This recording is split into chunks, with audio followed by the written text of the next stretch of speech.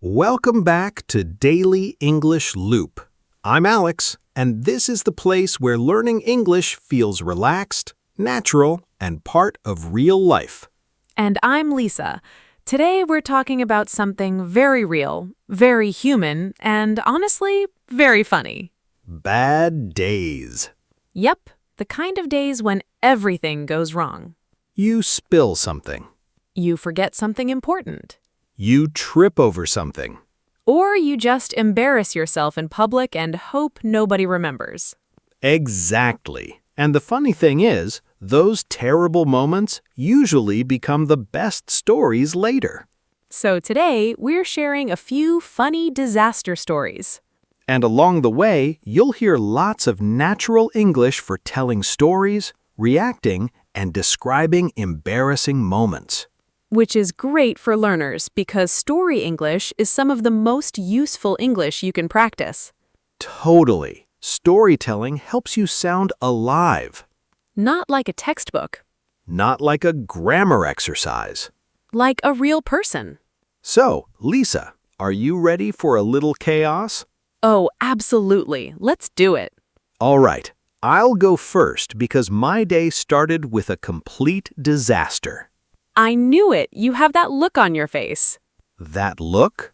Yes, the something went badly wrong, but now I can laugh about it look. That is exactly the look. Okay, so this happened in the morning, and the worst part is the morning actually started really well. Oh no, that always makes it worse. It really does. I woke up on time, which already felt like a small miracle. Good start. Then I took a hot shower, made fresh coffee, and put on my favorite white shirt. Your favorite white shirt? Yes, crisp, clean, perfect. I looked in the mirror and thought, wow, okay, today is gonna be a good day. Famous last words. Exactly. So I made this huge mug of coffee, turned around, and suddenly my dog ran right past my legs. Oh no, no. Yes, I tripped.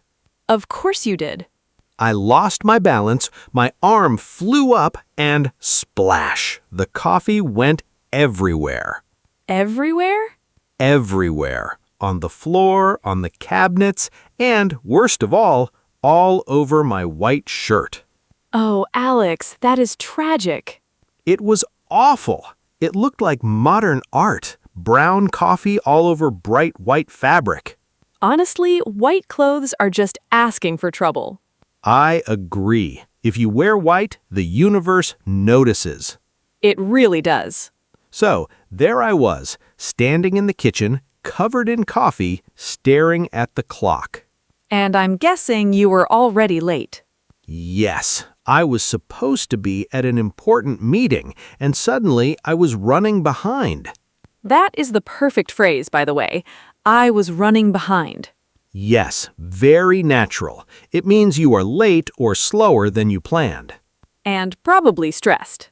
Very stressed. So I ran to my bedroom, opened the closet, and grabbed the first shirt I could find. Please tell me it was at least clean. Well, technically, yes. Technically? It was clean, but it was sitting at the bottom of a laundry basket, so it was horribly wrinkled. Oh no, not wrinkled too. Not just wrinkled, it looked crushed, like someone had rolled it into a ball and thrown it into a corner. That is such a bad sign. It really was, but I had no time to iron it, so I just put it on and ran out the door. So now we have coffee-stained shirt removed, wrinkled shirt on, stress level high. Exactly. And somehow it got worse. Of course it did. Please continue. I got to the office building, already feeling embarrassed, and then I saw a crowd of people standing outside. Outside? Yes, my coworkers, my boss, everyone. Why were they outside? Because nobody could get in. Wait, the door was locked? Completely locked, and the person with the master key had forgotten it at home. Oh, wow. Exactly. So there we all were, 20 people standing outside in the cold while I tried not to think about my wrinkled shirt.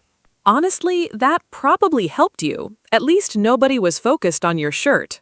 Exactly. Suddenly, my shirt became the least interesting problem there.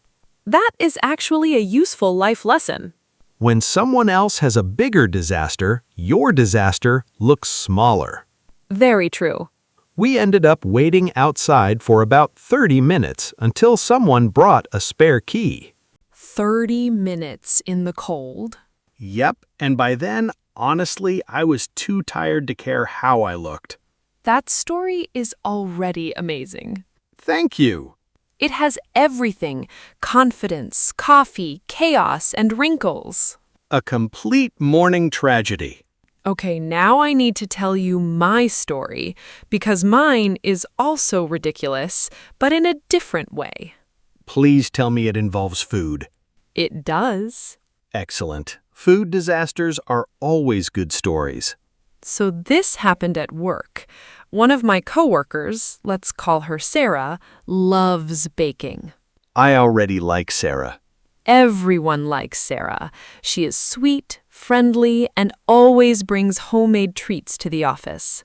The best kind of coworker. Exactly. So one Friday afternoon, she walked into the break room carrying the most beautiful lemon cake I had ever seen. Oh, wow. It looked perfect. Soft yellow cake, white frosting, very neat, very pretty. And everyone got excited. Very excited. It was 3 in the afternoon, we were all tired, and cake felt like the answer to everything. That is so real. So Sarah cut the cake into big slices, handed them out, and everyone smiled and said thank you. And then? Then we all took a bite. And? Silence. Oh no. Total silence. That weird silence when people do not know what to say. That is never a good sign. Never, because the cake was not sweet. What was it? Salty. No. Yes. Like a little salty? No, Alex, not a little salty. Shockingly salty.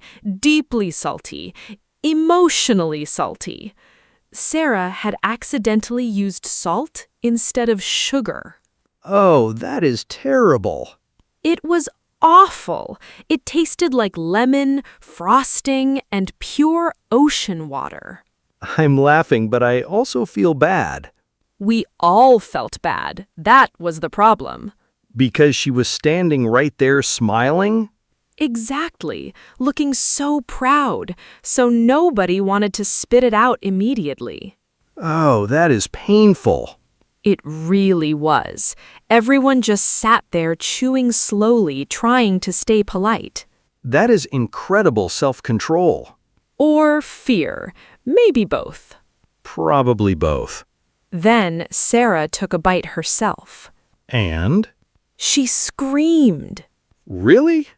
Yes, not a big dramatic scream, but a shocked little shriek.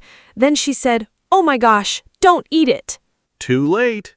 Exactly. We had all already swallowed at least one bite. That is such a funny image. It was chaos. Everyone started laughing, someone ran for water, someone else grabbed napkins, and poor Sarah just stood there with the most horrified face. Honestly, that story is amazing. It was horrible in the moment, but now it's one of our favorite office stories. That's how these things work. Exactly. Bad in the moment, funny later. All right, I have another question for you. Have you ever had one of those public embarrassment moments where you just want to disappear? Oh, absolutely. In fact, I had one recently in a supermarket. Ah, supermarket disasters, always underrated. So I went to the store for a few simple things. Vegetables, fruit, nothing dramatic. I grabbed a shopping cart and started walking. Sounds normal so far. For about 3 seconds, yes. And then? Then I realized the cart had a broken wheel. Oh no. Not only broken, loud. Very loud? So loud. It made this horrible squeaking sound every time I pushed it. Like what? Like squeak, squeak, over and over again. That is terrible. It was awful. Every person in the store turned and looked at me. Why didn't you go back and get another cart? Because by then I was already halfway down the aisle and I felt too embarrassed. That is such a human decision. Right? Instead of fixing the problem, I committed to the bad cart. A bold but questionable choice. Very questionable. I thought maybe if I pushed it slowly, the noise would stop. Did it?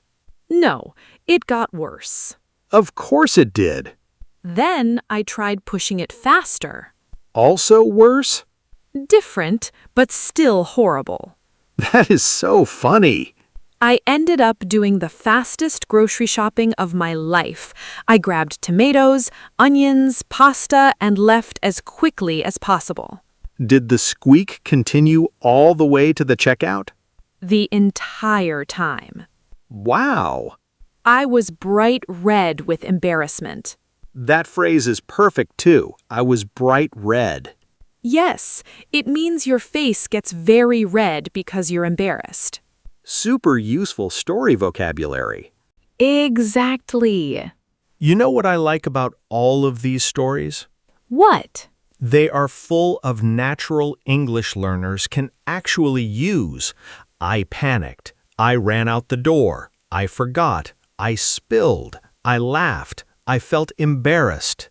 Yes, storytelling English is full of high-frequency phrases, And also emotional words. which matter a lot, because if you tell a story without emotion, it sounds flat. Exactly. Compare these two sentences. I dropped my coffee. Okay. I dropped my coffee and honestly, I was so annoyed. The second one is much more alive. Right. Add words like honestly, oh no, wow, seriously, luckily, thankfully, and suddenly. Those little words make storytelling sound much more natural. And more like a real conversation. Exactly. Before we finish, I want to tell one more small story. This one about a late friend. Oh, I love late friend stories. So this weekend, I'm planning a barbecue, and I invited my friend Dave. And Dave is always late? Always. Every single time. We all know a Dave. Exactly. If I say 1 o'clock, Dave hears 3:30. That is so true. So this time, I'm seriously thinking about telling everyone the real time and telling Dave a fake earlier time. Honestly, that is smart. Right? Yes, if the party starts at 1, tell Dave it starts at 11:30. Then maybe he will show up at 1:30, which is basically success. Exactly. You have to outsmart the late friend. That may be the only way. If that works, please report back next episode. I absolutely will. All right, let's wrap up with a quick review. Today we talked about bad days, funny accidents, embarrassing moments, and why they make such good stories later. We also used lots of natural storytelling language. Words and phrases like panic, trip, spill, forget, wrinkled, locked, embarrassed, and squeaky. And emotional expressions like, oh no, wow, honestly, poor thing, that was awful, and that was so funny. That kind of language helps your English sound much more natural. Because real people do not tell stories like robots. They react. They laugh. They complain. They exaggerate a little. Sometimes a lot. Definitely sometimes a lot. And now it is your turn. Yes. Tell us in the comments, what is one funny or embarrassing thing that happened to you recently? Did you spill a drink? Forget something important? Trip in public? Buy something terrible? We'd love to read your story.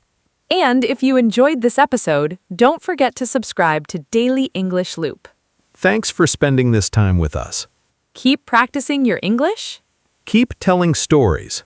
and keep laughing at the bad days when you can. We'll see you next time. Bye, everyone. Bye.